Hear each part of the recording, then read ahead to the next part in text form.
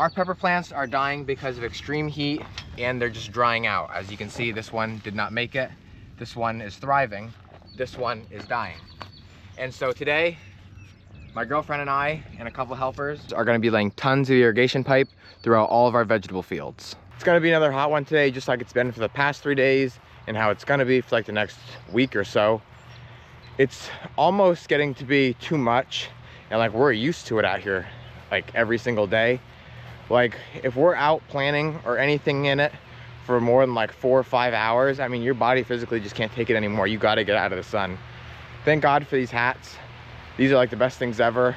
Keeps the sun off my neck, keeps it off my face, and you know, off my head just in general. What we're doing today is we're gonna start off bagging corn.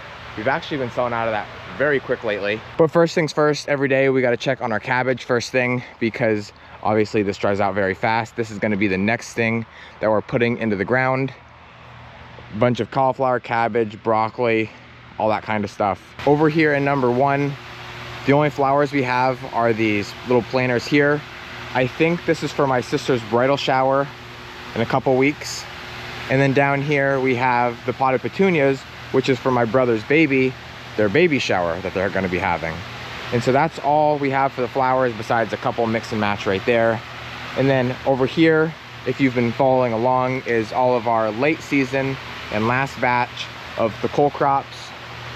Over here is my sunflowers that I plant for the field.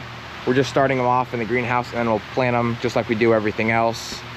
And then over on this side is our watermelon for the field as well. And that's again going to be the last batch.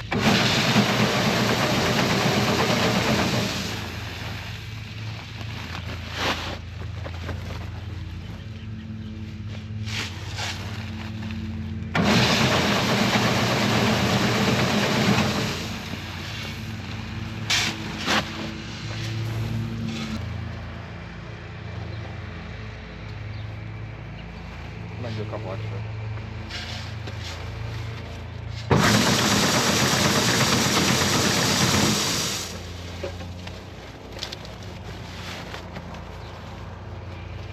More? Yeah.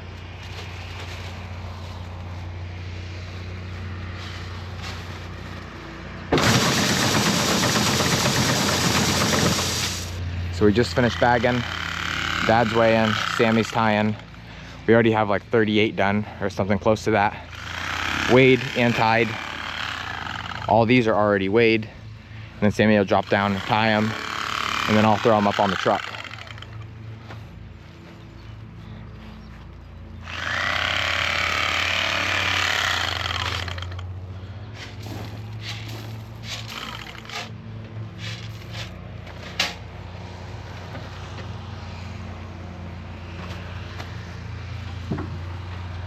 We just pulled in here to the market.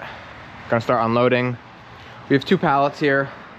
This one we can stack higher just because it's not underneath this little like serving table, bench, whatever you want to call it.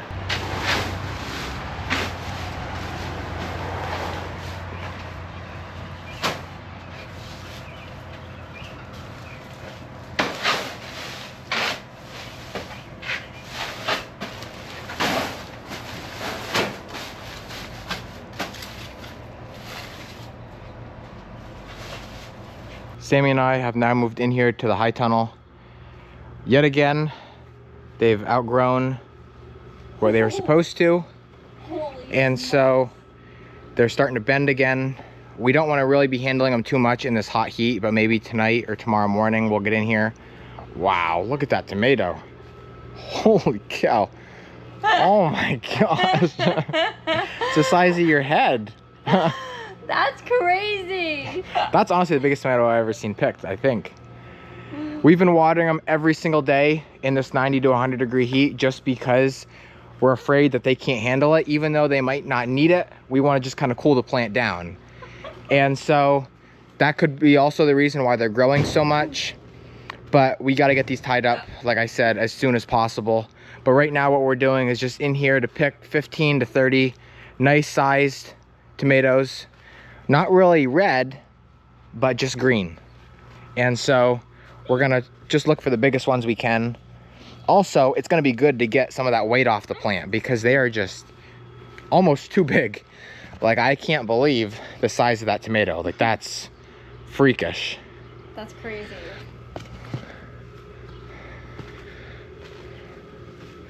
I mean, you can just see them just hanging thick and everywhere.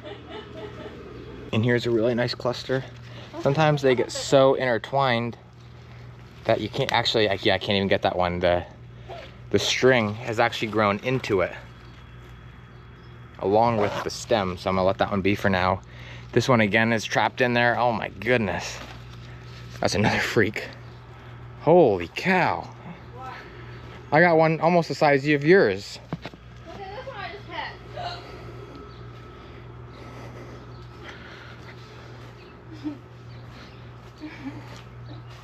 That's all that fertilizer, baby.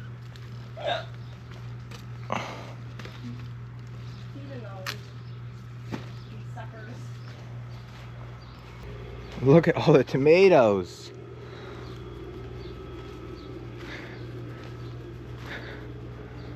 We really didn't do anything different this year than we do other years. Trying to find the biggest ones.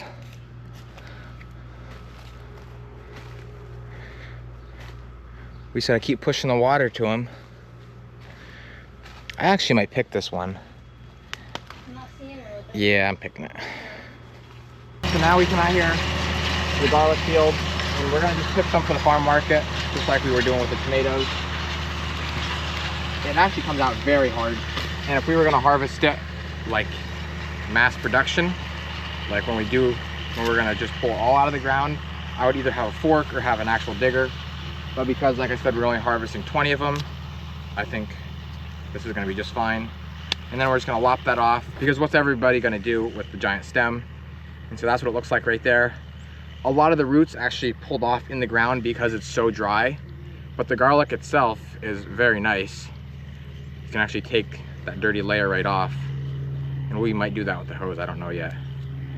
And there it is, beautiful. So like I said, we're gonna do 20, we have 3. I'm just gonna go straight down the row. Pick a bunch of them. Surprised actually they're not pulling off. Really, we should be giving these guys some water. I don't know if we will or not. We're gonna be hopefully getting some rain here within the next couple of days, but we don't know that for certain, obviously. Are they in there?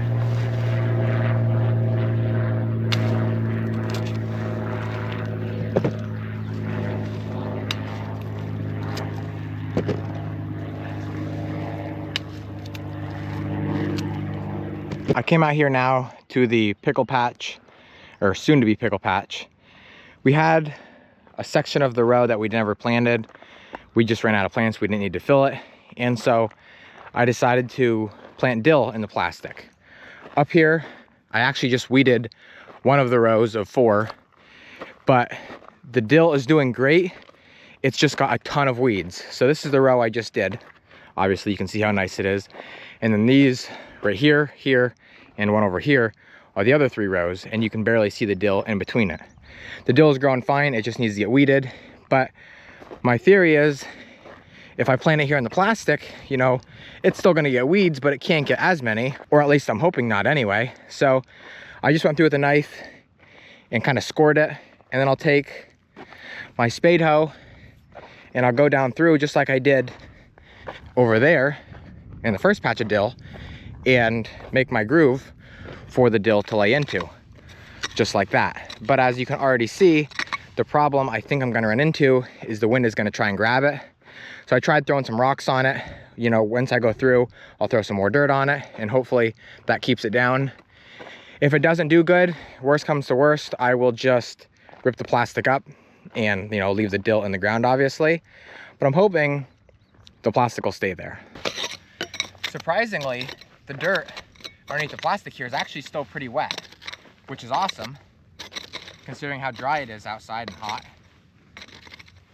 But that still doesn't protect them from the heat radiating off that black plastic, which is gotta be in the hundreds. So we're just hoping for the best. We're actually pretty sure we're gonna start irrigating tomorrow. I'll take my dill seed, which as you can see is very fine. Whoa. And I'll just sprinkle that evenly throughout the row.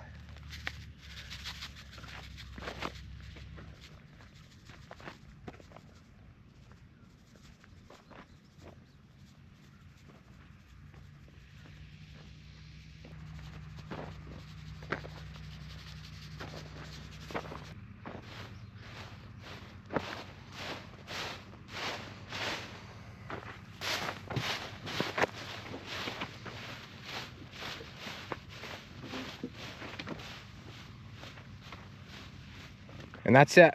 2 rows and 1 row of plastic. Don't know how it's gonna go. Hopefully the wind doesn't get up under it. I have rocks placed throughout. But like I said, if it does pick it up, it's not the worst thing in the world.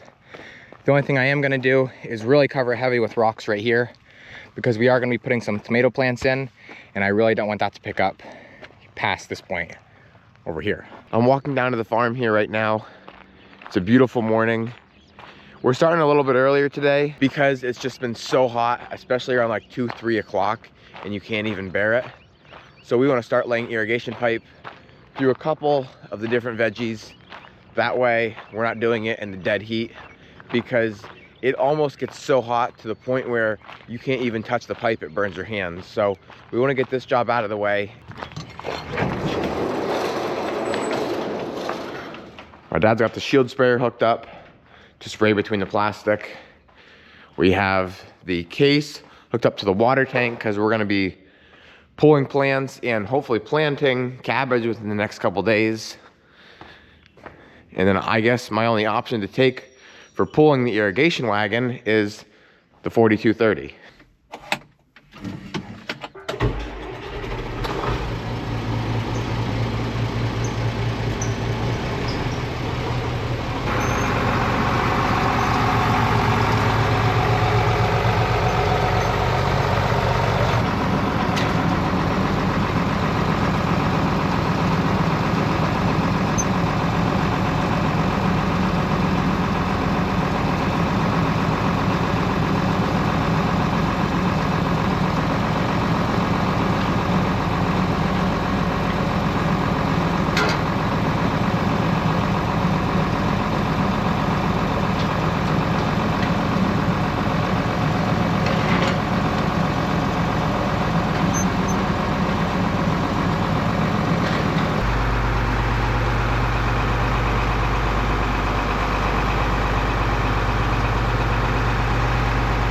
We laid a strip right here through the garlic, 1 through the peppers, and 1 up there through the cole crops into the cantaloupe and watermelon.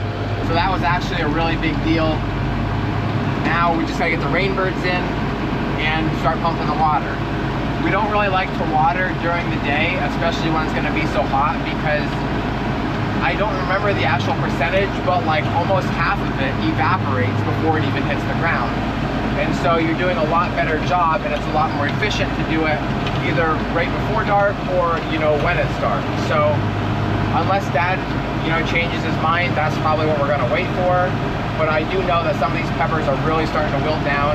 They didn't get to set their roots yet since we planted, and they really need water now. So now that everything is laid, we're gonna go through and start putting our rainbirds in. Rainbirds are what Sammy is putting in right now.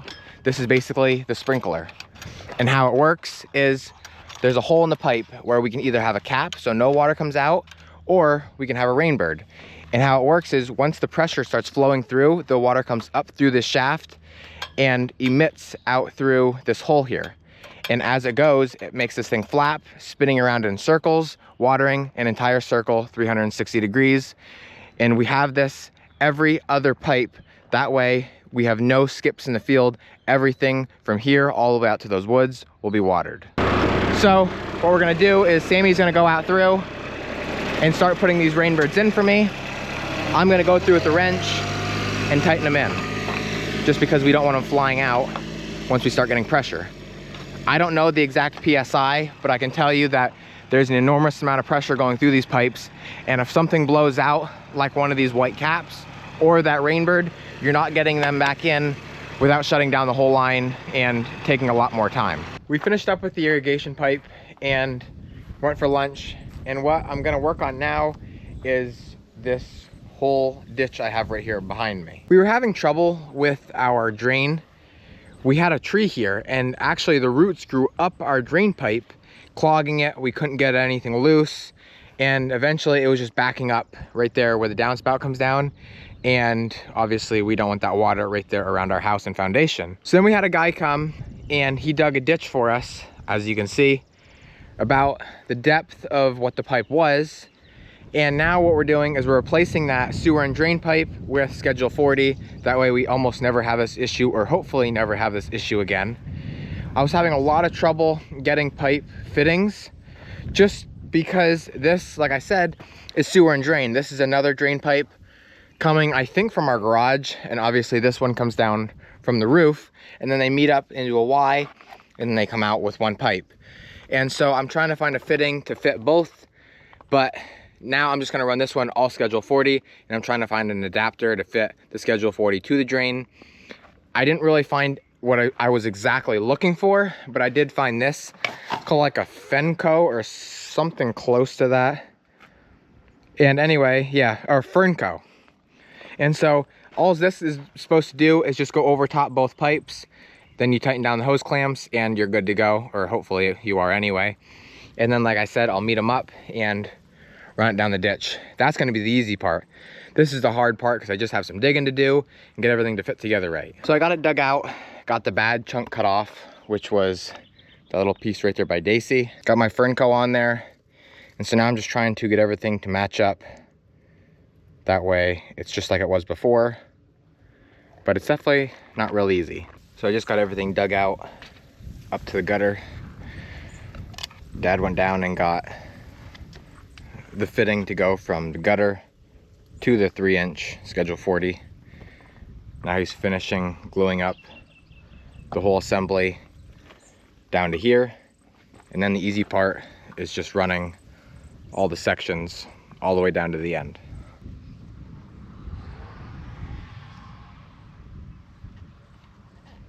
It's getting harder already.